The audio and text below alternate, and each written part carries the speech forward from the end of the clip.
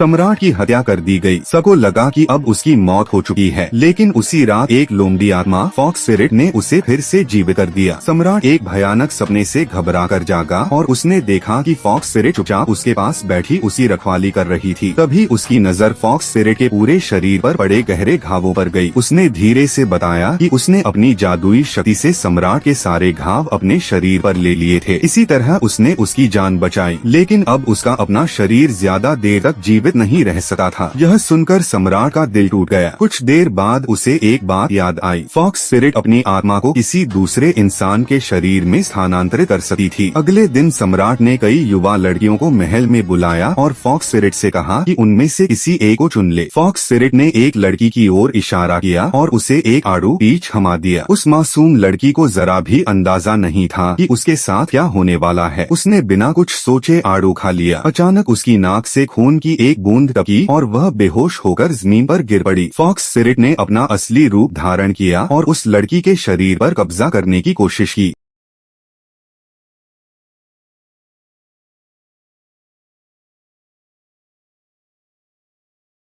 लेकिन अगले ही पल उसके चेहरे का रंग उड़ गया। उसे एहसास हुआ कि अब वह अपने पुराने शरीर को छोड़ ही नहीं सकती। गुस्से और बेबसी में उसने पास रखी मेज पलट दी। अब जब तक उसकी बची हुई जीवन शक्ति पूरी तरह समाप्त नहीं हो जाती, उसे उसी सड़ते हुए शरीर में कैद रहना था। रात होने पर फॉक्स स्पिरिट ने अपने सड़ते हुए शरीर को फूलों की पंखुड़ियों से ढकने की कोशिश की। सम्राट उससे मिलने आया, लेकिन उसने उसे रोक दिया। वह नहीं चाहती थी कि सम्राट उसे उस हालत में देखे। यहाँ तक कि उसकी सेवा करने वाली महल की दासियों को भी आंखों पर पट्टी बांधकर अंदर आने का आदेश दिया गया था। लेकिन तभी एक दासी की पट्टी फिसल गई और उसने गलती से फॉक्स स्पिरिट का चेहरा देख लिया। उसके मुंह से डर के मारे एक भयानक चीख निकल गई। फॉक्स स्पिरिट घबराकर तुरंत अपना चेहरा छिपाने लगी, लेकिन तब तक बहुत देर हो चुकी थी। सम्राट सब कुछ देख चुका था। वह धीरे से झुका और जमीन पर गिरी हुई उसी बालों की हेयर पिन उठा ली।